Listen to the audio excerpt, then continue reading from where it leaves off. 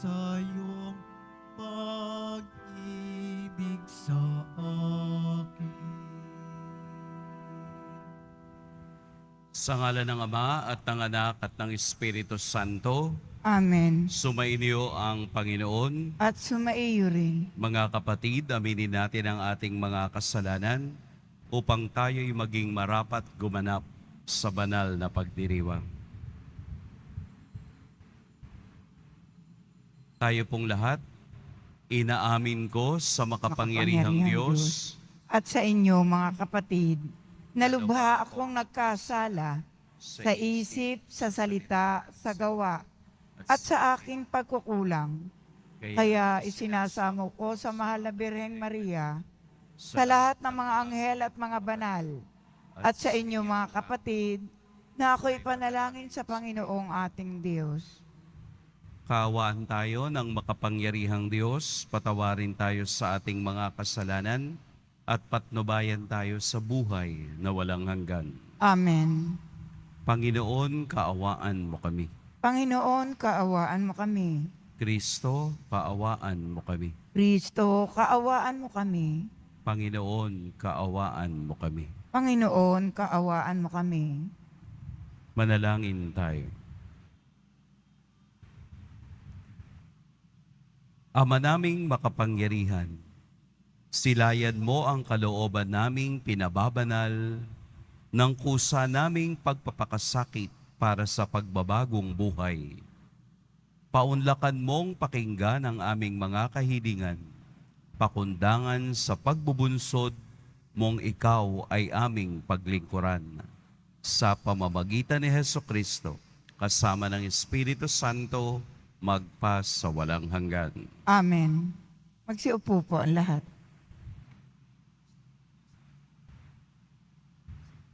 Pagbasa mula sa aklat ni Propeta Daniel. Noong mga araw na iyon, sinabi ni Haring Nabucodonosor, Sadrach, Mesach at Abednego, totoo bang hindi kayo sumasamba sa ribultong ipinagagawa ko? Tanong ng hari. Iniuutos ko sa inyong sumamba kayo sa ipinagawa kong ribulto sa sandaling marinig ninyo ang tunog ng mga instrumento. Kung hindi, ipahahagis ko kayo sa naglalagablab na pugon. Tingnan ko lang kung may Diyos na makapagliligtas sa inyo. Sinabi ni Sadrach, Mesach at Abednego, Mahal na Hari, wala po kaming itututol sa inyo tungkol sa bagay na ito. Gawin ninyo kung iyan ang gusto ninyo. Ang Diyos na aming pinaglilingkuran ang magliligtas sa amin sa pugong iyon at sa inyong kapangyarihan. At kung hindi man niya gawin ito, hindi pa rin kami sasamba sa ribultong ipinagawa ninyo. Namula si Haring Nabucodonosor sa sinabi sa tindi ng galit kina Sadrach, Mesach at Abednego. Kaya inuutos niyang painiting makapitong ibayo ang pugon. Inuutos din niya sa pinakamalakas niyang tauhan na gapusin sina Sadrach, Mesach at Abednego at ihagis sa apoy. Walang ano-ano'y napalundag si Haring Nabucodonosor. Pamanghang itinanong niya sa kanyang mga tagapayo, Hindi ba 3 lamang ang inihagis sa apoy? Opo, kamahalan, sagot nila. Bakit 4 ang nakikita kong palakad-lakad sa apoy at hindi nasusunog? At yung isa ay tingin ko'y Diyos. Dahil dito, sinabi ng hari, purihin ang Diyos ni Sadrach, Mesach at Abednego. Nagsugo siya ng anghel upang iligtas sa mga lingkod niyang ito na ganap na nanalig sa kanya. Hindi sinunod ng mga ito ang aking utos. Ginusto pa nilang sila'y ihagis sa apoy kaysa sumamba sa Diyos-Diyosan. Ang salita ng Diyos. Salamat sa Diyos. Purihin at ipagdangal ang Diyos magpakailanman. Purihin at ipagdangal ang Diyos magpakailanman. Pinupuri ka namin, Panginoon, Diyos ng aming mga ninuno. Karapat dapat kang ipagdangal at dakilain magpakailanman. Purihin ng iyong banal at maluwalhating pangalan, nararapat purihin at ipagdangal magpakailanman. Purihin at ipagdangal ang Diyos magpakailanman. Purihin ka sa iyong banal at marangal na tahanan. Lubhang karapat dapat kang awitan at dakilain magpakailanman. Purihin at ipagdangal ang Diyos magpakailanman. Purihin ka na nakaluklok sa maringal mong trono. Karapat dapat kang awitan at dakilain magpakailanman. Purihin at ipagdangal ang Diyos magpakailanman. Mula sa iyong luklukan sa ibabaw ng mga kerubing, nakikita mo ang kalaliman, ang daigdig ng mga patay. Karapat dapat kang purihin at dakilain magpakailanman. Purihin at ipagdangal ang Diyos magpakailanman. Purihin ka sa buong sangkalangitan. Karapat dapat kang awitan at dakilain magpakailanman. Purihin at ipagdangal ang Diyos magpakailanman. Magsitayo po ang lahat.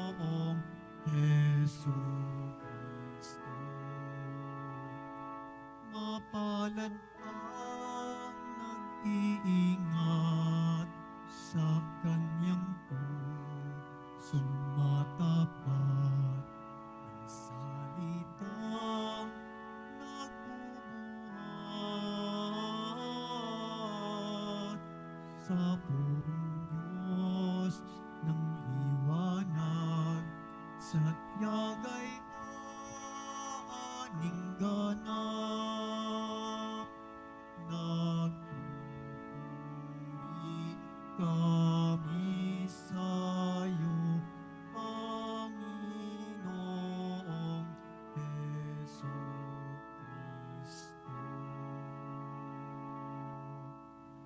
Sumainyo ang Panginoon. At sumaiyo rin. Ang mabuting balita ng Panginoon ayon kay San Juan.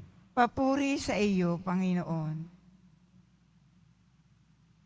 Noong panahong iyon, sinabi ni Jesus sa mga Hudyong naniniwala sa Kanya, "Kung patuloy kayong susunod sa aking aral, tunay ngang kayo'y mga alagad ko. Makikilala ninyo ang katotohanan at ang katotohanan ang magpapalaya sa inyo." Lahi kami ni Abraham, tugon nila, at kailanmay di kami naalipin ni numan. Paano mo masasabing palalayain kami?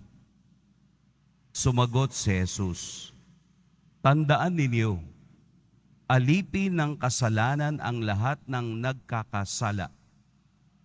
Ang alipin ay hindi kabilang sa sambahayan sa habang panahon. Subalit ang anak ay kabilang magpakailanman. Kapag kayo'y pinalaya ng anak, tunay nga kayong malaya. Nalalaman kong lahi kayo ni Abraham, gayon may pinagsisikapan ninyo akong patayin, sapagkat walang pitak sa inyong puso ang aral ko. Sinasabi ko ang aking nakita sa aking ama. Ginagawa naman ninyo ang inyong narinig sa inyong ama.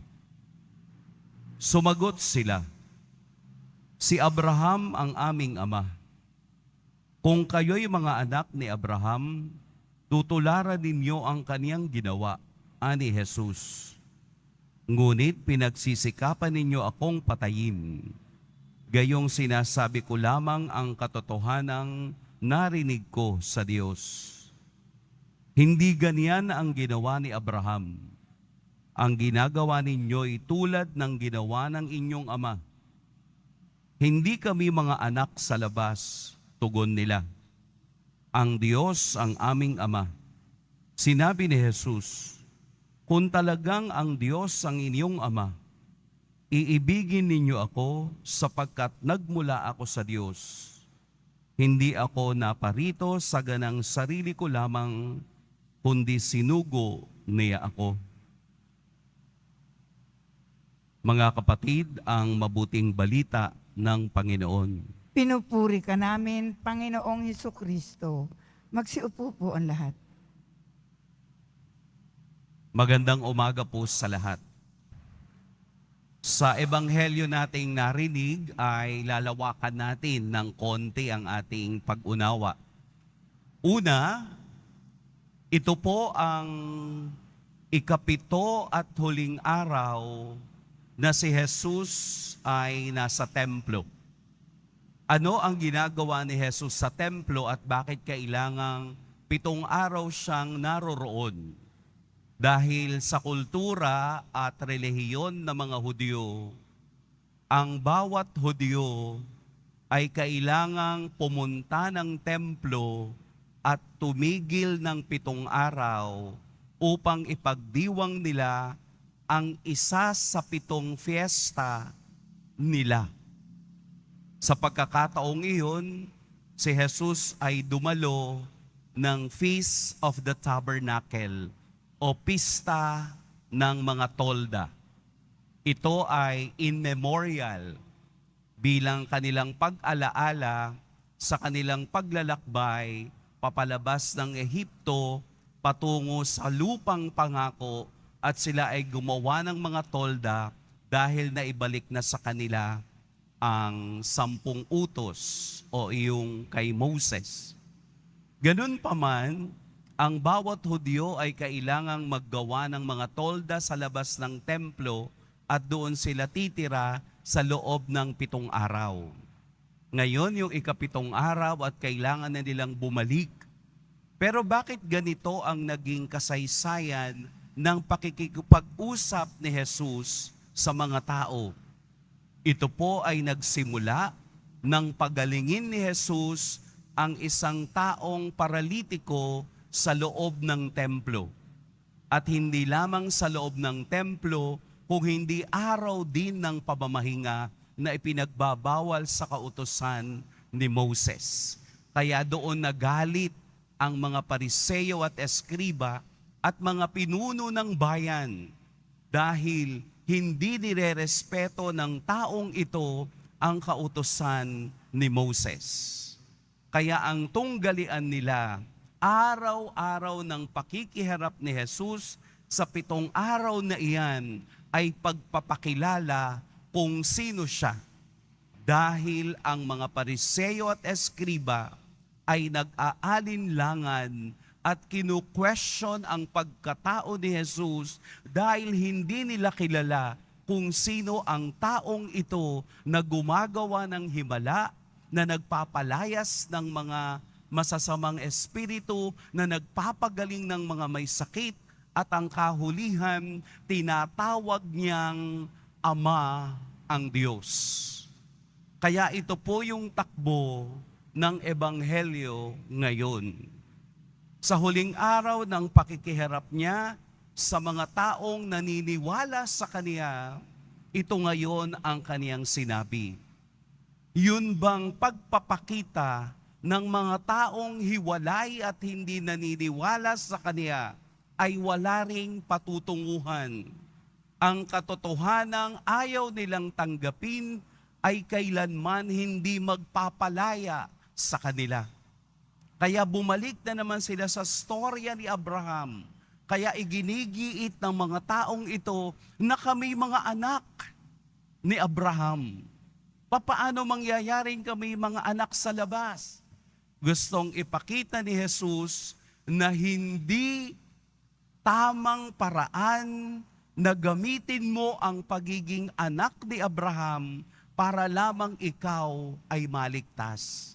Narito na ang tagapagligtas sa harapan ninyo at nagsasalita ng katotohanan, pero hindi nyo pa rin tinatanggap.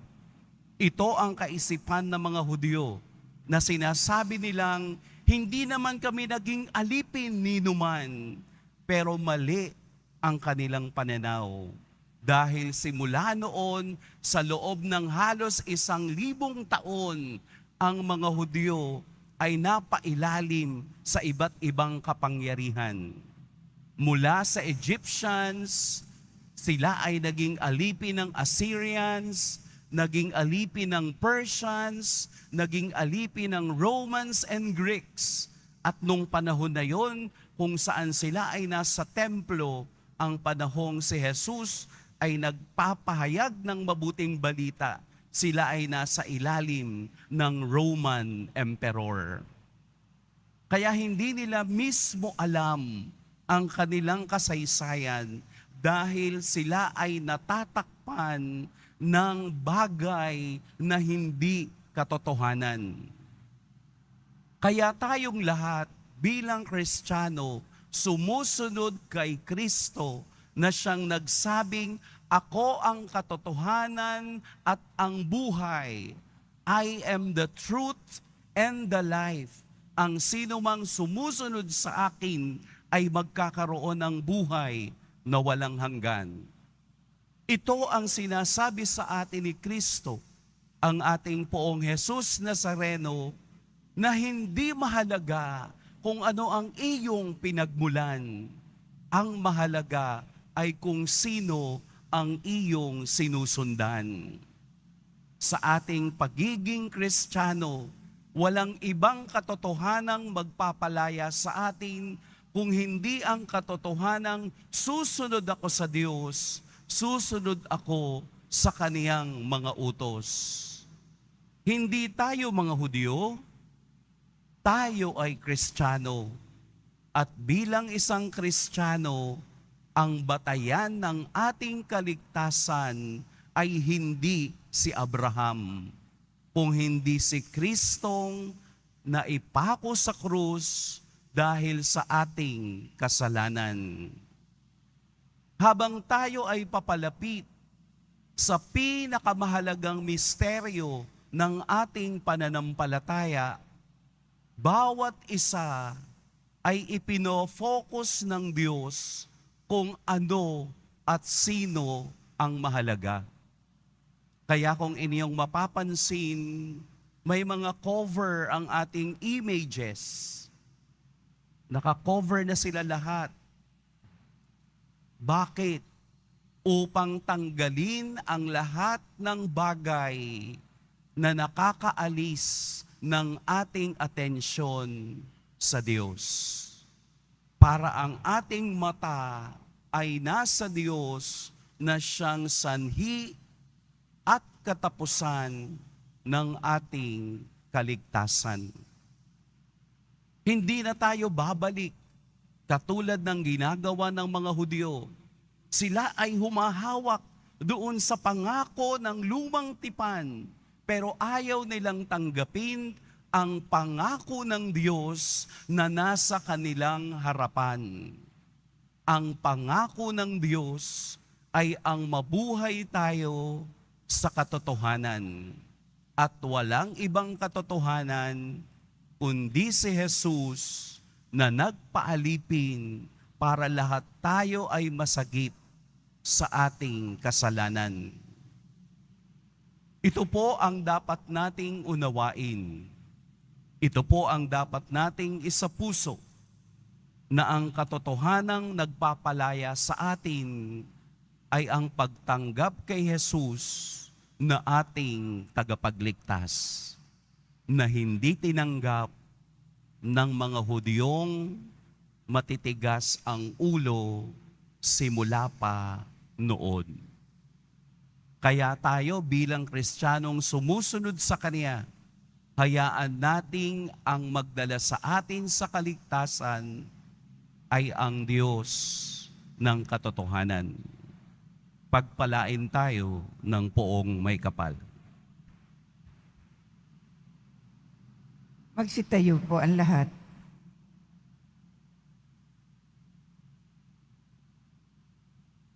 Minamahal kong mga kapatid, ang Diyos ang walang hangganang pinagmumulan ng katotohanan, kalayaan at lakas.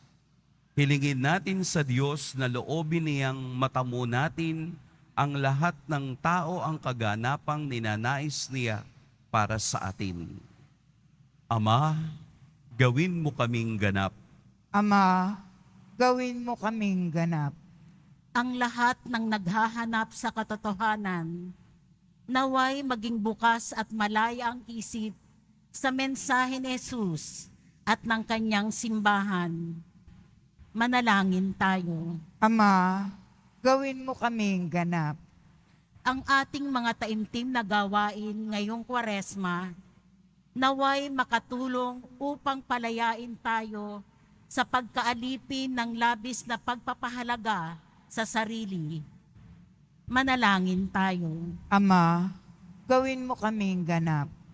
Ang ating pagkaabala sa materyalismo na umiiral sa ating panahon, naway hindi makahadlang sa ating paghahanap sa buhay na walang hanggan. Manalangin tayo. Ama, gawin mo kaming ganap. Ang mga may sakit, mga dukha, mga bilanggo, mga walang kaalaman, at lahat ng nagdurusa, naway makatagpo ng paglaya mula sa mga pasanin nila sa buhay. Manalangin tayo. Ama, gawin mo kaming ganap. Ilapit natin sa Diyos ang lahat ng ating mga personal na intensyon. Ang intensyon o mithiin para sa ating buong pamilya, sa ating mga trabaho, sa ating mga pangarap.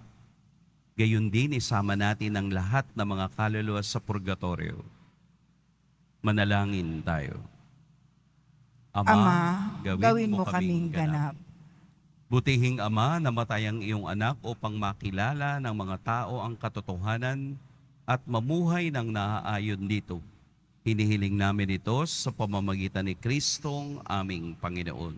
Amen. Magsiupo po ang lahat.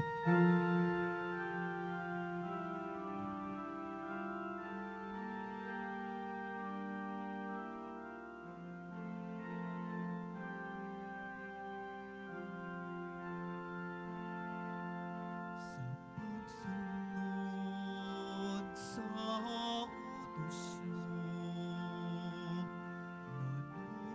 nalulungkot akong labis. Di masukat ang galak ko, pagkat aking iniibig. Sa iyo, Ama, aming handog, ang tinapay at alak na ito handog ng iyong bayang sumasamo, humingi ng patawad mo.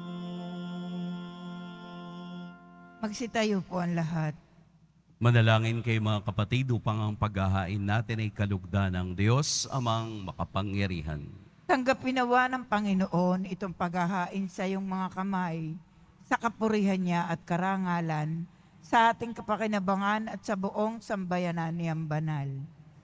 Ama naming lumikha, maitalaga nawa namin sa iyo ang gagawing paghahain ng iyong ibinigay upang aming maialay din sa layunin aming sambahin ang ngalan mo upang ang kagalingan namin ay makamtan mula sa iyo sa pamamagitan ni Hesukristo kasama ng Espiritu Santo magpa sa walang hanggan. Amen. Sumainyo ang Panginoon. At sumaiyo rin. Itaas sa Diyos ang inyong puso at diwa. Itinaas na namin sa Panginoon. Pasalamatan natin ang Panginoong ating Diyos. Marapat na siya ay pasalamatan. Ama naming makapangyarihan, tunay ngang marapat na ikaw ay aming pasalamatan sa pamamagitan ni Jesucristo na aming Panginoon.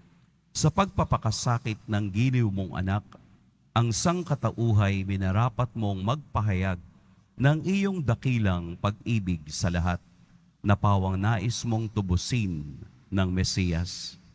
Sa harap ng iyong kadakilaan, kapos ang dila naming magsaysay. Sa pag-ibig na makapangyarihang sa krus ay itinanghal. Sa krus ipinasyang patawarin ng mga tao. Sa krus nagtagumpay ang ipinakong Kristo. Kaya kaisa ng mga anghel na nagsisiawit ng papuri sa iyo nang walang humpay sa kalangitan, kami nagbubunyi sa iyong kadakilaan. Santo, Santo, Santo, Panginoong Diyos ng mga hukbo, napupuno ang langit at lupa ng kadakilaan mo. Hosana sa kaitaasan. Pinagpala ang naparirito sa ngalan ng Panginoon. Hosana sa kaitaasan. Magsiluhod po ang lahat. Ama naming banal, ikaw ang bukal ng tanang kabanalan. Kaya't sa pamamagitan ng iyong Espiritu, gawin mong banal ang kaloob na ito upang para sa amin maging katawan at dugo ng aming Panginoong Hesukristo. Bago niya pinagtiis ang kusang loob na maging handog, hinawakan niya ang tinapay, pinasalamatan kaniya, pinaghati-hati niya iyon, iniabot sa kaniyang mga alagad at sinabi, tanggapin ninyong lahat ito at kanin, ito ang aking katawan na ihahandog para sa inyo.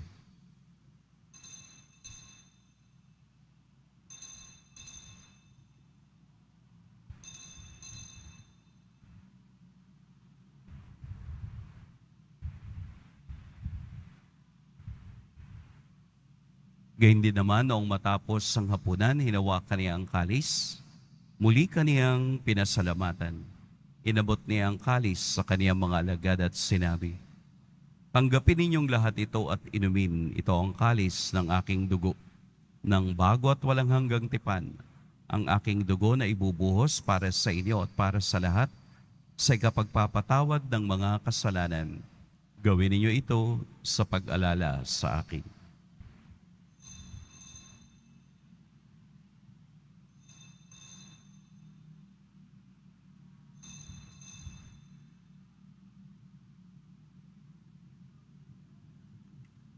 Magsitayo po ang lahat. Ipagbunyi natin ang misteryo ng pananampalataya. Si Kristo'y namatay, si Kristo'y nabuhay, si Kristo'y babalik sa wakas ng panahon. Ama, ginagawa namin ngayon ang pag-alala sa pagkamatay at muling pagkabuhay ng iyong anak. Kaya't iniaalay namin sa iyo ang tinapay na nagbibigay buhay at ang kalis na nagkakaloob ng kaligtasan. Kami nagpapasalamat dahil kami iyong minarapat na tumayo sa harap mo para maglingkod sa iyo.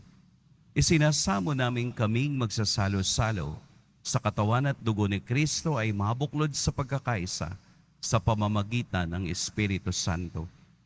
Ama, lingapin mo ang iyong simbahang laganap sa buong daigdig.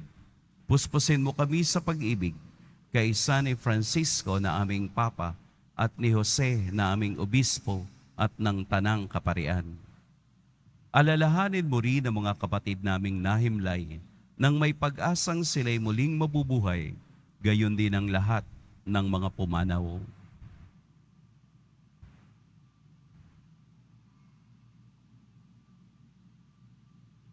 Kaawaan mo sila at patuloyin sa iyong kaliwanagan. Kaawaan mo at pagintapating kaming lahat na makasalo sa iyong buhay na walang wakas.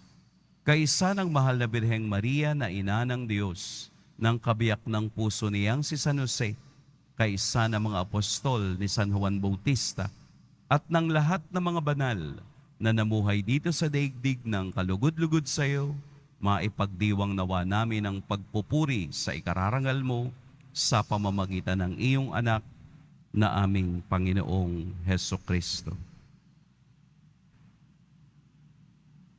Sa pamamagitan ni Kristo, kasama niya at sa Kaniya, ang lahat ng parangal at papuri sa iyo, Diyos, Amang makapangyarihan, kasama ng Espiritu Santo, magpa sa walang hanggan. Amen. Sa tagubilin ng nakagagaling na utos at sa turo ni Jesus na Panginoon natin at Diyos, ipahayag natin ng lakas loob. Ama namin, sumasalangit ka, sambahin ang ngalan mo, mapasa amin ang kaharian mo, sundin ang loob mo dito sa lupa para nang sa langit. Bigyan mo kami ngayon ng aming kakanin sa araw-araw, at patawarin mo kami sa aming mga sala, para ng pagpapatawad namin sa nagkakasala sa amin. At huwag mo kaming ipahintulot sa tukso, at iadya mo kami sa lahat ng masama. hinihiling namin kami iadya sa lahat ng masama. Pagkalooban ng kapayapaan araw-araw, iligtas sa kasalanan at ilayo sa lahat ng kapahamakan. Samantalang aming pinananabikan ang dakilang araw ng pagpapahayag ng tagapagligtas naming si Hesukristo. Sapagkat iyo ang kaharian at ang kapangyarihan at ang kapurihan magpakailanman. Amen. Panginoong Hesukristo, sinabi mo sa iyong mga apostol, kapayapaan ang iniiwan ko sa inyo, ang aking kapayapaan ang ibinibigay ko sa inyo. Tunghayan mo ang aming pananampalataya at huwag ang aming pagkakasala. Pagkalooban mo kami ng kapayapaan at pagkakaisa ayon sa iyong kalooban, kasama ng Espiritu Santo, magpa sa walang hanggan. Amen. Ang kapayapaan ng Panginoon naway laging sumainiyong lahat. At sumaiyo rin. Magbigayan kayo ng kapayapaan sa isa't isa. Kordero ng Diyos na nag-aalis ng mga kasalanan ng sanlibutan, maawa ka sa amin. Kordero ng Diyos na nag-aalis ng mga kasalanan ng sanlibutan, maawa ka sa amin. Kordero ng Diyos na nag-aalis ng mga kasalanan ng sanlibutan, ipagkaloob mo sa amin ang kapayapaan. Magsiluhod po ang lahat. Narito si Jesus ang walang hanggang katotohanan. Ito ang kordero ng Diyos. Ito ang nag-aalis sa mga kasalanan ng sanlibutan. Mapapalad ang inaanyayahan sa kaniyang piging. Panginoon, hindi ako karapat-dapat magpatuloy sa iyo. Ngunit sa isang salita mo lamang, ay gagaling na ako.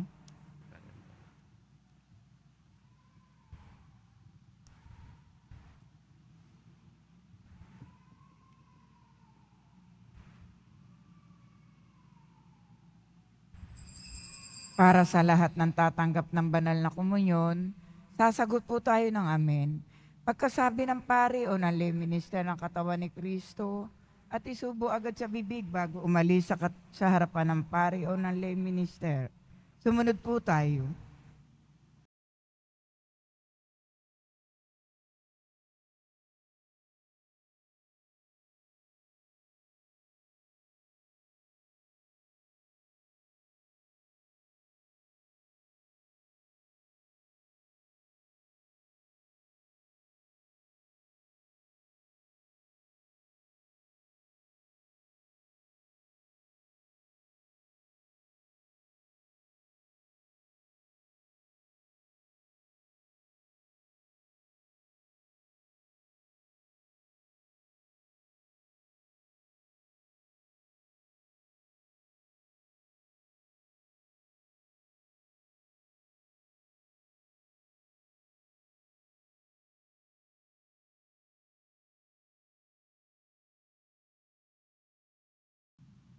Manalangin tayo.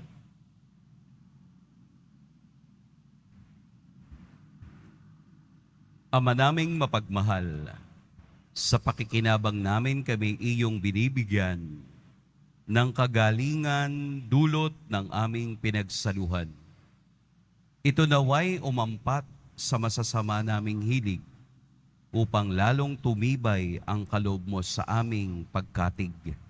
Sa pamamagitan ni Hesukristo, kasama ng Espiritu Santo, magpa sa walang hanggan.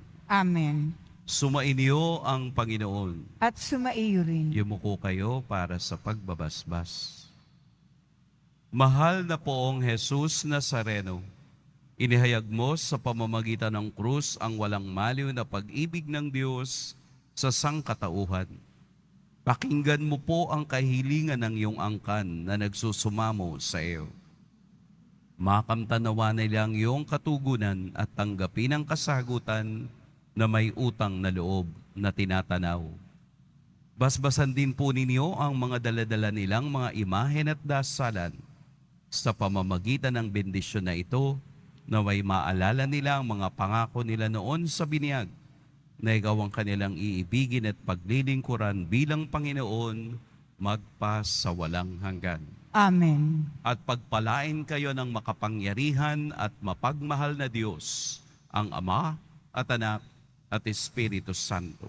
Amen. Tapos na ang ating pagdiriwang, humayo kayong taglayang kapayapaan ng poong Jesus Nazareno. Salamat sa Diyos.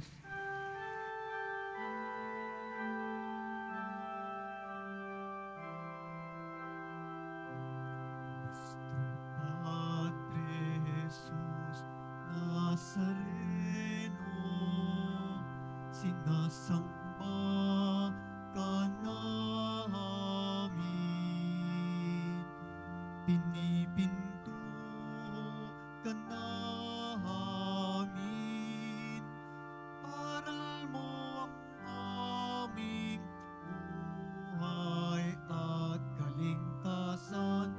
Nuestro Padre Jesus Nazareno, iligtas mo kami sa kasalanan. Ang krus mong kinamatayan ay sagisag ng aming kaligtasan. Nuestro Padre Jesus Nazareno, dinarangal ka namin. Nuestro